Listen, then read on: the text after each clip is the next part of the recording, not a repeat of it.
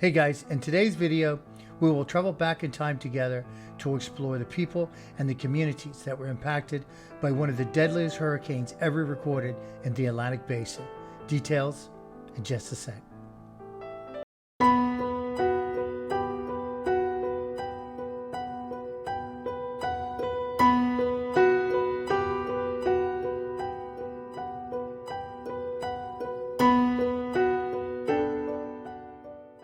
Hey guys, welcome back. So in September of 1928, an unnamed hurricane came ashore in Palm Beach County, causing destruction and loss of life. However tragic, this would pale in comparison to what was to follow. The hurricane took a northwest track across Florida, eventually traveling over Lake Okeechobee. Once over Lake Okeechobee, it interacted with current high water levels in the lake due to heavy rains that year. The hurricane gathered the water on the south end of Lake Okeechobee, causing the earthen dike to fail and channel the water into the western communities of Palm Beach County. An estimated 2,300 to 2,800 people lost their lives, mostly migrant farm workers, due to the flooding. Together, we will visit the communities that were affected, explore the final resting places of the unfortunate souls that perished, and the controversy surrounding these locations. Without further delay, let's begin.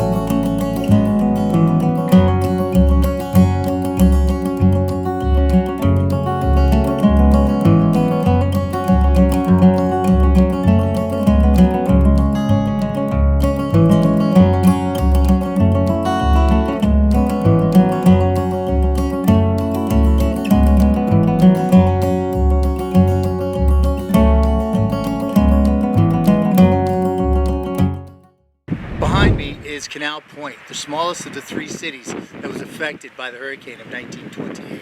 I'm standing on the Herbert Hoover dike, the modern dike. Now I don't know where the original earthen dike was, but I know this was one of the cities that were affected. And I'm going to show you the lake, the proximity, the close proximity between the lake and the city just behind me. Let's take a look. Now you can see that the lake is absolutely enormous. I'm standing and I'm looking over it. It's a brisk day. It's probably about 72 out here. You see how enormous Lake Okeechobee is with this picture. Now over here to my left, this is the dike and the dam that was constructed to help control the water levels in Canal Point. As I stated before, this was one of the locations where the flooding in Palm Beach County. There were other counties affected, but I'm focusing on Palm Beach County. And this here is Canal Point, which was, I'm not sure the configuration either of the trestle and the bridge. Now I know that bridge is relatively new. They also have a catwalk over there. There are historic photos showing that the bridge had a lift or a drawbridge at one time. Now I think that was for the railroad trestle, but I'm not sure. But you see down here, there's the canal, there's the post office, and this is a very popular fishing spot for the local residents. But Canal Point is very small, and there's not a lot of people who live here. There's not a lot of commerce here. There's a post office here. There's a market down the way there. And that's really about it. But this here, you can see how close the actual city is. And the people, now the fishermen have their cars parked here, but there is a community just on the other side of this pickup truck. Now I'm going to pan over here so you can see it. These are residents that live over here. And this was, of course, all of this was completely flooded. Now they used this area, I know, to stage for the recovery efforts. There are photos of it. I'll see if I can gather those for you guys and throw them up so you can see this. But this is the Canal Point facility here. Now we're going to visit all three cities, but I just wanted to give you some idea of the small community that is Canal Point and the close proximity to the lake. So that's Canal Point, the smallest of the three cities that were affected by the 1920 hurricane in Palm Beach County. So without further delay, let's continue our journey.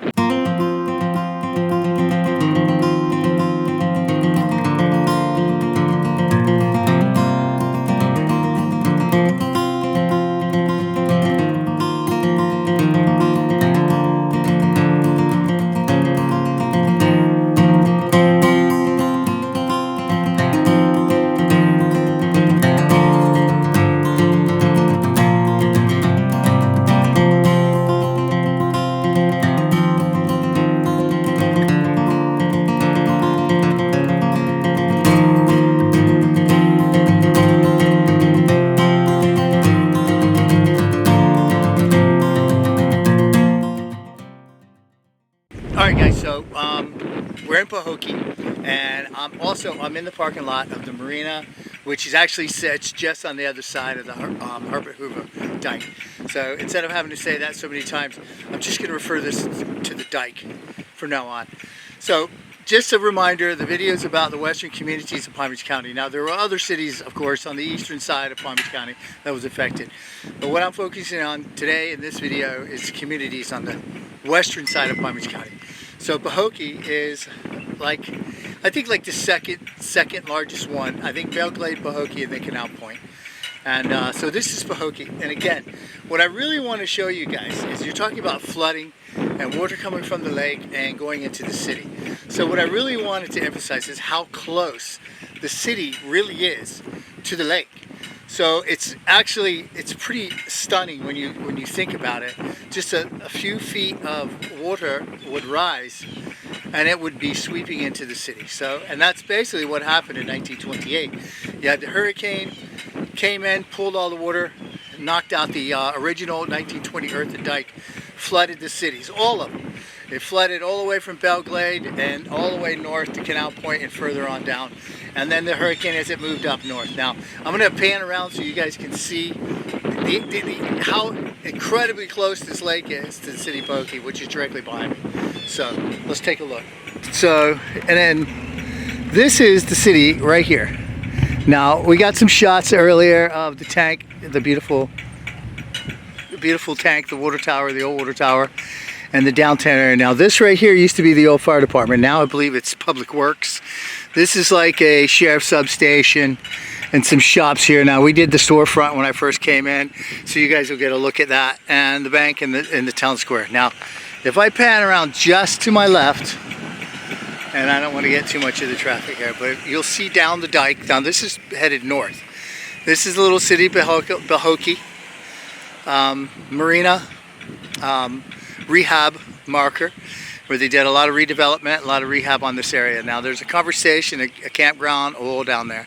Now, this is also a functional marina for the city of Pahokee.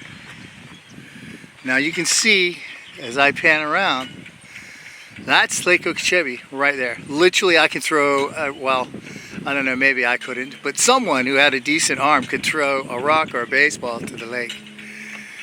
And you can see how close that is.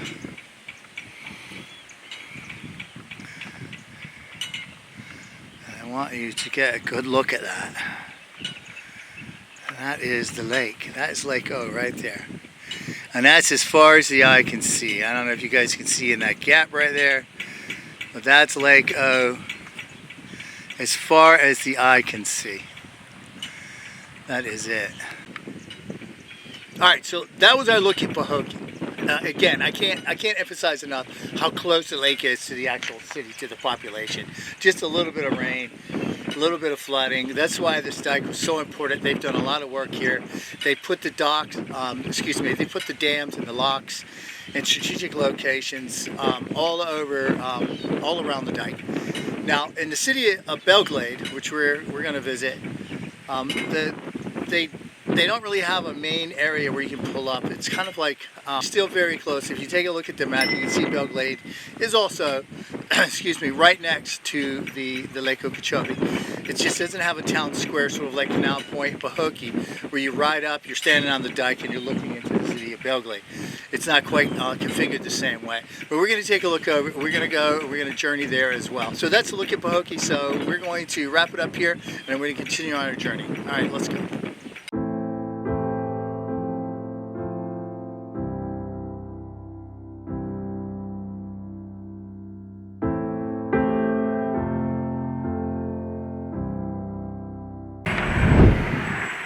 Alright guys, so I've made it to the city of Belglade. Now I wanted to stop a minute and I wanted to discuss the people, the actual people who lost their lives in the storm in the western communities. Now the majority of them were black farm workers, migrant farm workers. Now who were they? They were the people who were hired to come to the sugarcane fields and harvest and reap sugarcane so they could bring it to this facility.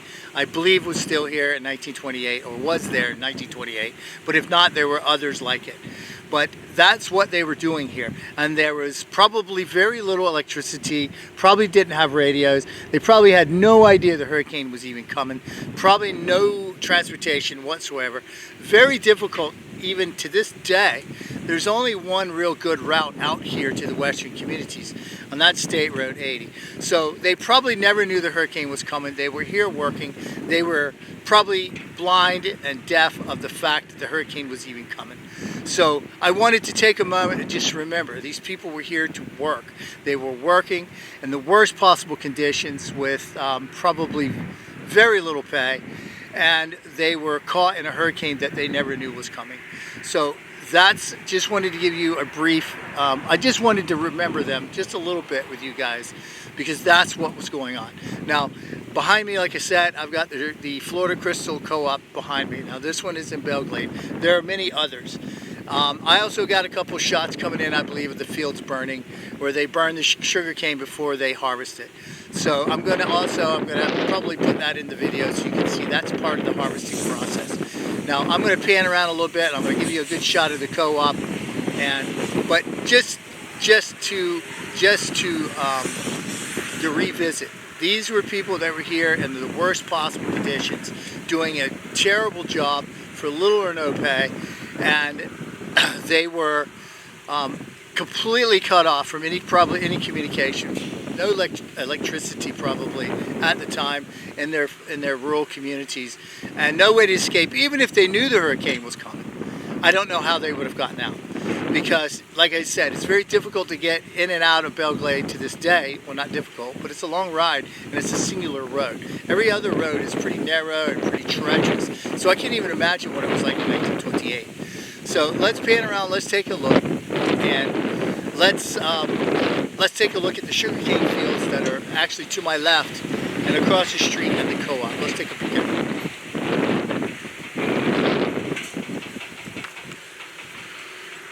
Now what you're seeing right there, that is the Florida Crystals Co-op. Now I'm going to zoom this in for you guys.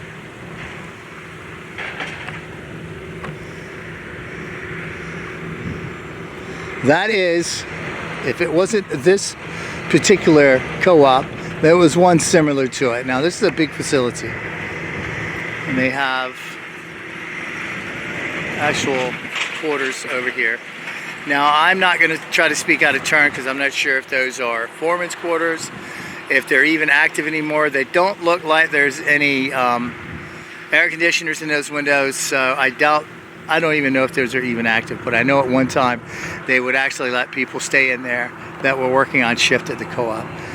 Now this co-op runs basically 24 hours a day, I believe, talking to some of my friends who live out here, and it never shuts down in the harvest season. Now over here to the right you can see sugarcane fields as far as the eye can see. This is sugarcane, this is a field. Now I got real close, you kind of see how high that is. Now imagine going in there and with the wildlife and the weather conditions by hand with a machete or some sort of reaping scythe and working by hand, collecting those, pulling that and getting paid by the piece that you pull out of the ground. That is the work that they were doing, the black migrant farm workers that are referred to in all the research that you hear. So I just wanted you to understand how difficult the job was they were doing and who they were. Now if you come over here, you'll see, we can pan all the way over here, we'll see also sugarcane. Now that's a field over here that is burning. They're burning that field before they reap it. There's a couple of fields here you can see are burning. Now over here, this field has already been turned over, and that one is now empty. And they will, I think they'll turn these fields over twice before they move on to vegetables. But the majority of it here is sugarcane. Alright, so that's our look at the co-op and the sugarcane fields. And I felt it was very important that we discuss just exactly who it was, the victims that they described, in all the accounts, the historical accounts of this tragic event. Now, I also want to go and I want to look at a staging area that is in a film from 1960. It's called The Harvest of Shame. I'm going to put it in the description below, a link to the description below. Now, I'm only going to show a very small portion of it. Now, this is a very controversial film and about the conditions that the migrant workers in 1960. So this was many years after the 1928 hurricane. Now, whether or not this was an actual staging area for 1928, I don't know. But I do know this has been around for a very long time. We're going to go over there, we're going to take a look at it. And then I'm going to show you a little brief piece of the 1960 video so you can kind of put it in perspective. So we can kind of put faces to the people who actually lived here and worked here, and they lost their lives during the hurricane. Because I think it's important that we put it in perspective, who they were, what they were doing here, and so we can remember them for individuals and not for statistics and numbers.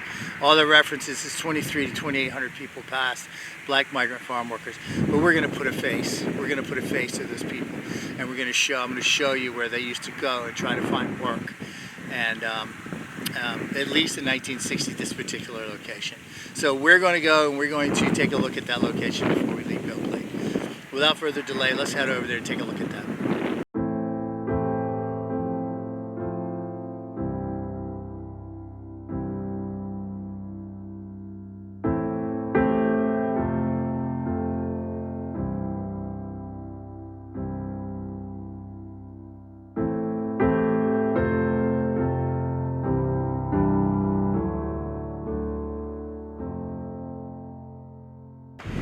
Guys, behind me, we're still in Belgrade.